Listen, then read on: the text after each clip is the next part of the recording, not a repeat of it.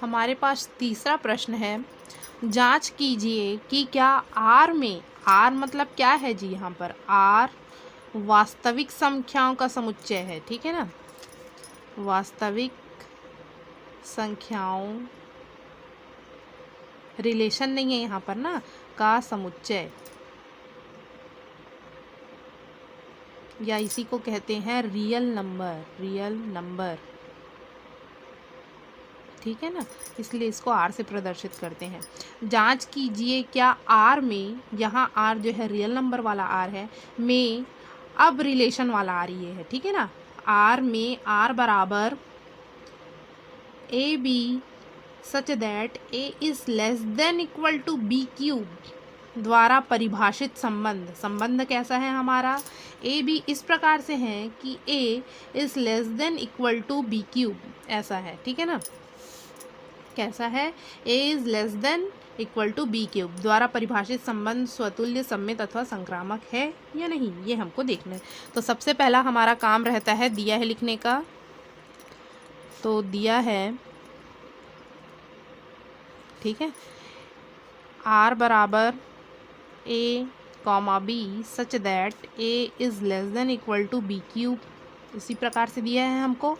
और माना ए मान लेते हैं, जो समुच्चय आर दिया है हमको, उसको ए बराबर आर कैसा है जी, वास्तविक संख्याओं का समुच्चय, वास्तविक संख्याओं का समुच्चय, ये सबसे बड़ा समुच्चय होता है, उससे भी बड़ा होता है कॉम्प्लेक्स नंबर या सम्मिश्र संख्याओं का समुच्चय, समुच्चय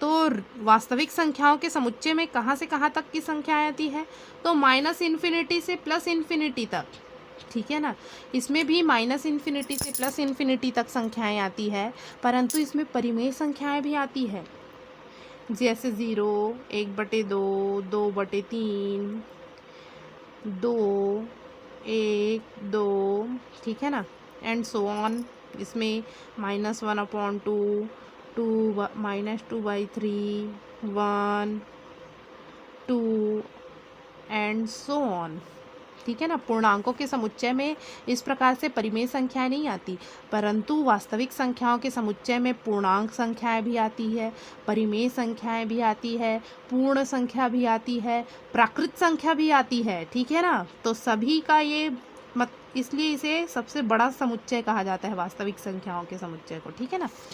तो यहाँ तक सभी को समझ में आ गया। अब हमको स्वतुल्य, सममित और संक्रामक देखना है, तो उसके लिए यहाँ मैं अब नंबर्स का उपयोग करूँगी, ठीक है ना। तो पहला है हमारे पास स्वतुल्य, अंकों का उपयोग करूँगी, स्वतुल्य। पहले परिभाषा लिखना है हमारा काम, एक एलिमेंट लेके चलते हैं, ए बिलोंग्स टू ए, तो क्या होना चाहिए, ए बिलोंग करना चाहिए आर में, ऐसा ही होता है परिभाषा। तो मैं एक रियल नंबर ले रही हूँ, मान लो मैंने लिया 1/2, 1/2 बिलोंग कर रहा है ए में, ठीक है ना, मैंने इस प्रकार से लिया, ठीक है। तो यहाँ देखते हैं रिलेशन क्या है हमारे पास, A is less than equal to B cube, हमारे पास तो एक ही संख्या है, बी की जगह भी हम ए का वाला मान ही रखेंगे, तो 1/2 is less than equal to 1/2 का क्यूब, क्या ऐसा होगा, देखते हैं। तो 1/2 is less than equal to, cube करो जी, तो 1/, क्या आ जाएगा, 8 आ जाएगा। 1/8 बड़ा है क्या 1/2 से, कौन बड़ा है, 1/2 बड़ा है, परंतु साइन किधर हो गया, इधर हो गया है, तो ये जो साइन है वो उसको काट देंगे, ऐसा नहीं हो सकता, अर्थात 1/2 स्वयं से संबंधित नहीं है, इस रिलेशन के अकॉर्डिंग संबंधित नहीं है, अर्थात मैं यहाँ लिखूँगी 1/2 does not belongs to R, ठीक है। एक बार फिर से देख के चलते हैं हम, 1/2 मैंने कोई एक रियल नंबर ले लिया, बिलोंग्स टू ए, आर को हमने ए माना है ना, यहाँ ध्यान देंगे। तो 1/2 रिलेशन के अकॉर्डिंग रखते हैं, is less than equal to 1/2 का होल क्यूब, बी की जगह भी जो एक एक एलिमेंट है ना हमारे पास, इसलिए b की जगह भी 1/2 आएगा का होल क्यूब। 1/2 1/8 आ गया यहाँ क्यूब किए तो, ठीक है ना। अब हम लोग देख रहे हैं 1/2 बड़ा है 1/8 से, परंतु साइन तो इधर बड़ा वाला लगा है, तो इसलिए हम इसको काट दिए, ये गलत है, ठीक है ना। इसलिए 1/2 जो है स्वयं से संबंधित नहीं है, अर्थात does not belongs to relation, मतलब स्वतुल्य नहीं है, ठीक है। तो ये आ गया हमारे पास। आप लोग सोच रहे होंगे मान लो यहाँ मैं 2 भी ले सकती हूँ, ठीक है ना। तो 2 बिलोंग्स टू ए, तो 2 is less than equal to 2 cube होगा कि नहीं रिलेशन के अकॉर्डिंग। तो 2 is less than equal to 2 दूनी 4 दूनी 8। मैम यहाँ तो बड़ा आ गया, ये 8 बड़ा हो गया, ये तो रिलेशन सही है। पर किसी एक संख्या के लिए भी यदि स्वतुल्य नहीं आ रहा है तो ये पूरा समुच्चय के लिए स्वतुल्य नहीं है, ठीक है ना। किसी एक के लिए है परंतु किसी एक संख्या के लिए नहीं है। ये भी एक रियल नंबर है, ये भी एक रियल नंबर है, इसके लिए जब सही नहीं है मतलब सभी के लिए स्वतुल्य नहीं है, ठीक है ना। अब देखते हैं सम्मित।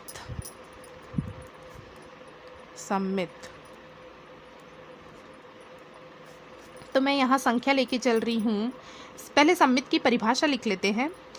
क्या आता है, 2 एलिमेंट लेके चलते हैं, A B belongs to A. तो क्या आता है हमारे पास, ए बी बिलोंग कर रहा है आर में, तो there implies B A belong करना चाहिए आर में, ऐसा ही आता है, ठीक है ना। तो मैं यहाँ 2 एलिमेंट लेके चल रही हूँ 1 और 2, जो बिलोंग कर रहा है रियल नंबर में, ठीक है ना। रियल नंबर को हमने ए माना है, तो 1 2 बिलोंग्स टू आर। तो हमारे रिलेशन के अकॉर्डिंग परिभाषा लगाते हैं, क्या है, A is less than B cube. A की जगह क्या लिखेंगे, 1 is less than equal to B cube. B cube मतलब 2 का क्यूब हो जाएगा, होगा क्या था जी, relation A is less than equal to B cube, ऐसा ही है। तो ए की जगह 1 है, बी की जगह 2 है, तो 2 का क्यूब कर दिए, ठीक है। अब 2 एलिमेंट आ गया हमारे पास, तो there implies 1 is less than 2 दूनी 4 दूनी 8, इसके लिए सही है, मतलब 1 2 बिलोंग्स टू आर। तो क्या 2 1 बिलोंग करेगा आर में, तो देखते हैं।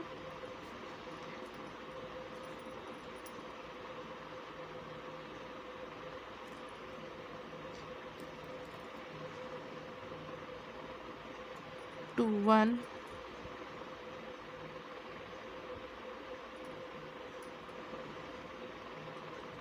इसको लिख रही हूँ मैं, 2 is less than equal to 1 cube.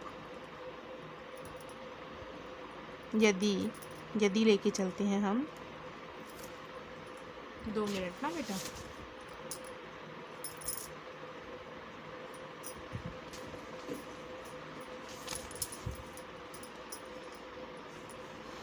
तो 2 is less than equal to 1 का क्यूब,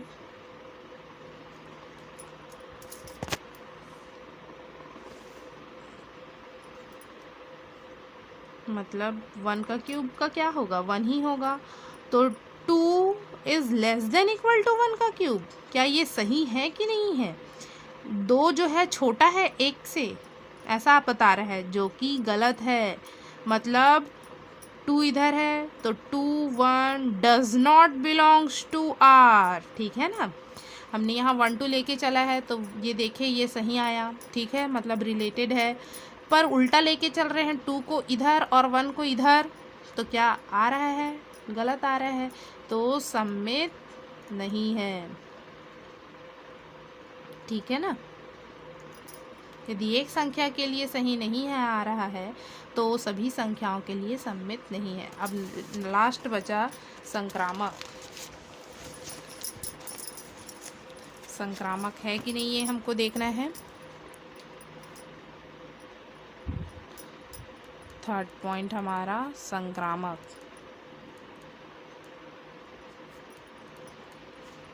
पहले परिभाषा लेके चलते हैं, 3 एलिमेंट लेते हैं, बिलोंग्स टू ए, तो A B belongs to R, B C belongs to R, तो देयर इम्प्लाइज क्या आना चाहिए, A C belongs to R आना चाहिए। तो मैं यहाँ रियल नंबर से 3 नंबर लेके चल रही हूँ।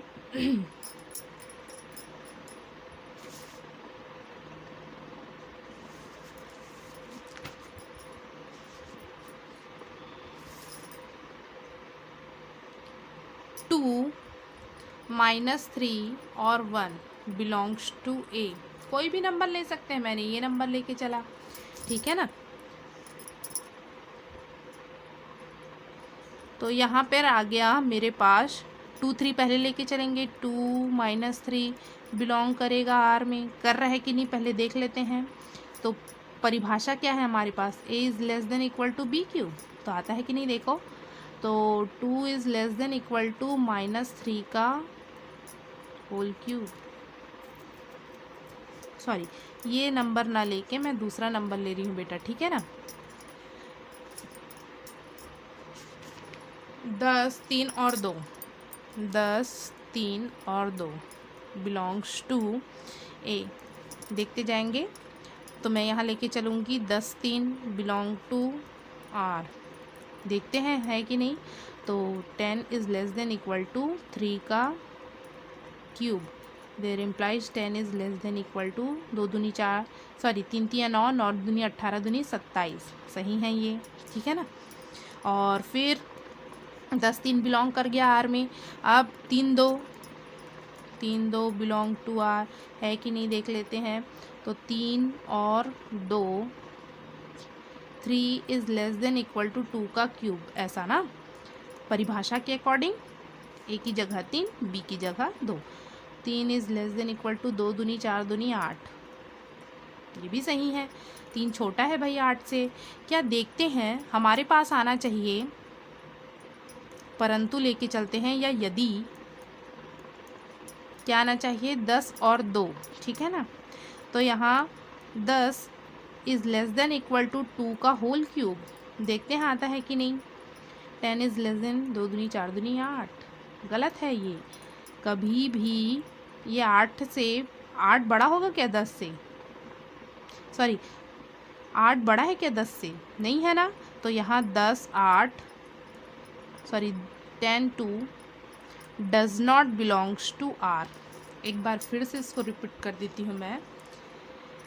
संक्रामक 3 एलिमेंट लेके चलते हैं। परिभाषा इस प्रकार से है, मैंने 3 एलिमेंट लिया, 10 3 एंड 2 बिलोंग्स टू ए। तो ए बी के लिए 10 3 बिलोंग कर रहा है आर में, देखें हम सही है। बी सी मतलब 3 2 बिलोंग कर रहा है आर में, देखें हम। तो 10 और 2 भी बिलोंग करना चाहिए आर में, 10 और 2 बिलोंग करना चाहिए आर में, देखते हैं होता है कि नहीं। तो 10 is less than equal to 2 का होल क्यूब, ए की जगह 10, बी की जगह 2, ठीक है ना। तो 10 is less than equal to 8 आ गया। 8 बड़ा है क्या, नहीं, तो यहाँ नहीं, तो does not belongs to R आएगा, ठीक है। तो संक्रामक नहीं है। तो दिया गया रिलेशन आर में न तो स्वतुल्य है, न सम्मित है और ना ही संक्रामक है, ठीक है।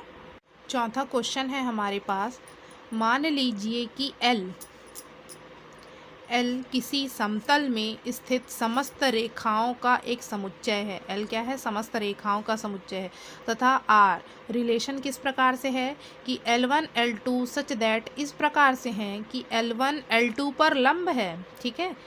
समुच्चय L में परिभाषित एक संबंध है, सिद्ध कीजिए कि R सम्मित है, किंतु यह न तो स्वतुल्य है और न ही संक्रामक है। हमको पहले ही बोल दिया है कि ये सम्मित है और न ही स्वतुल्य है और न ही संक्रामक है, ये हमको सिद्ध करना है, ठीक है। तो सबसे पहला काम रहता है हमारा दिया है लिखने का।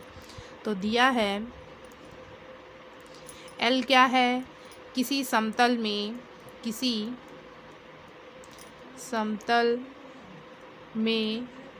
स्थित समस्त रेखाओं का समुच्चय,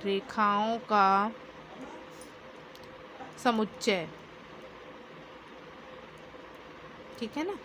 जितनी भी रेखाएं हैं उनका समुच्चय है ये, ठीक है।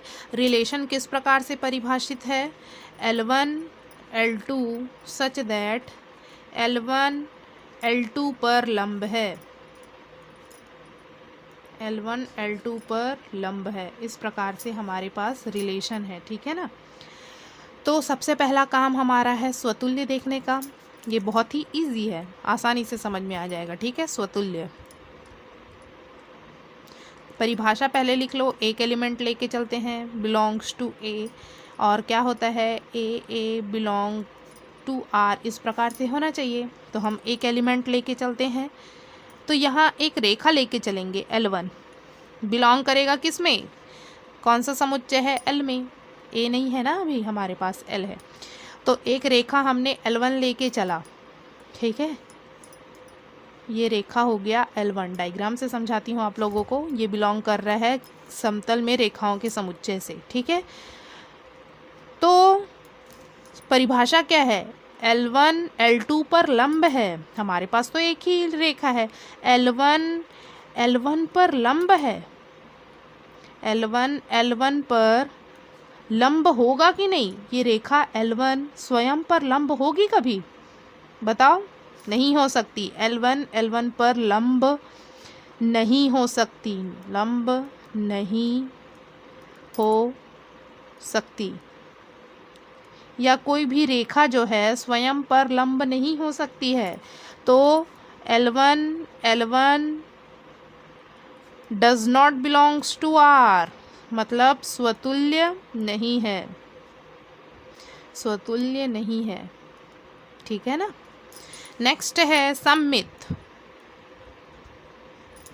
सममित हम दो एलिमेंट लेके चलते हैं, तो A B belongs to A. तो हमारे पास क्या आता है, यदि ए बी बिलोंग कर रहा है ए आर में, तो बी ए बिलोंग करना चाहिए आर में, देयर इम्प्लाइज, ठीक है ना।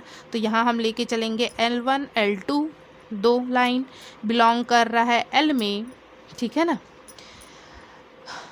L1 L2 बिलोंग कर रहा है R में, मतलब परिभाषा क्या बनेगी जी, L1 L2 पर लंब है, इस प्रकार से परिभाषा बनेगी। तो देयर इम्प्लाइज L1 L2 पर लंब है, ठीक है ना। इसी प्रकार से इसको डायग्राम से मैं आप लोग को समझा देती हूँ नीचे, ठीक है ना। ये एक रेखा है L1, उस पर लंब खींचना है हमको। तो मैंने क्या किया, एक लंब खींचा। फिर से बना देती हूँ मैं। एक रेखा है L1, इस पर लंब बना देते हैं L2, ठीक है। तो L1 L2 पर लंब है, सॉरी L2 पर लंब है, ये L2 पर लंब है L1, ठीक है ना। तो क्या मैं इसको ऐसे बोल सकती हूँ कि L2 L1 पर लंब है, देखो इसको ऐसा भी तो बोल सकते हैं, L2 L1 पर लंब है, बोल सकते हैं। पहले क्या था, L1 L2 पर लंब था, L1 जो था वो L2 पर लंब था। क्या मैं इसको ऐसा बोल सकती हूँ कि L2 L1 पर लंब है, बोल सकते हैं, L2 L1 पर लंब है, ठीक है ना। मतलब यदि L2 L1 पर लंब है, मतलब L2 L1 belongs to R। तो यहाँ हम लेके चले थे L1 L2 belong to R, हमारे पास क्या गया, L2 L1 belong to R। L1 systematic तरीके से लिख देते हैं, belongs to R, there implies L2 L1 belongs to R, मतलब सम्मित है, ठीक है। अब संक्रामक के लिए देखते हैं, उसको भी डायग्राम से समझा दूंगी मैं। थर्ड है संक्रामक।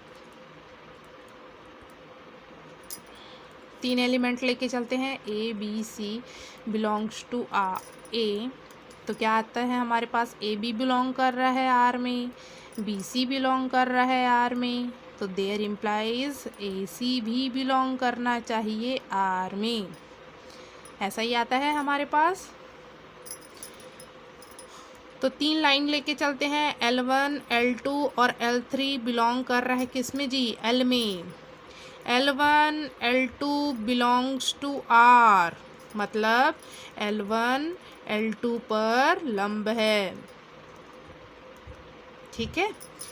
L2 L3 belongs to R, इसका तात्पर्य है कि L2 L3 पर लंब है। इसके अकॉर्डिंग डायग्राम बना लेते हैं हम थोड़ा, ठीक है ना। क्या बोला है, L1 L2 पर लंब है। ये लाइन हो गया L2 का, उस पर लंब डाल देते हैं ये L1, ठीक है।